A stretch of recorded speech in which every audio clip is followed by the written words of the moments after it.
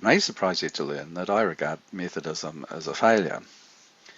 But the reason for that is the three sermons or doctrines that you see listed. That is, first of all, sermon number 4, Scriptural Christianity. Now we can certainly understand that as a failure because the dons of Oxford and the students of Oxford were grossly offended by being called a generation of triflers, even if it was true.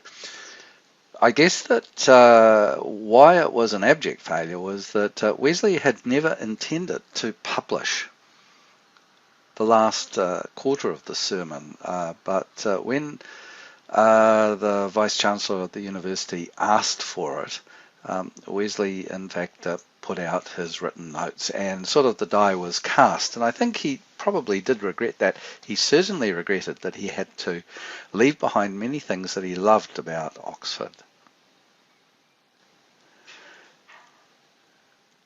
Christian perfection likewise was a failure. As a doctrine, it was never really understood by people outside the Methodist movement, and I'm not so sure that it was well understood by people inside the Methodist movement.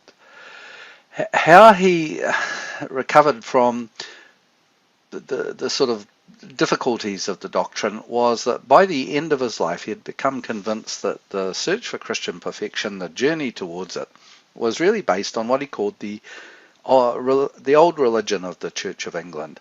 And when pressed to delineate that, he said it's really the two great commandments, love God and love your neighbour as yourself. Now, some of the initial writings about Christian perfection seem to go quite a bit beyond that. And so the whole holiness movement was born, and that has had enormous consequences on Christianity today in a very real sense. Many of the Pentecostal groups would say that they are born out of that holiness movement. And yet it's not an adequate way of going about the Christian lifestyle, and I much prefer Wesley's later understanding than the beginnings of it. When you come to original sin, you see an even different kind of failure. Wesley couldn't possibly have anticipated what modern science would do, how evolution and biological science would move.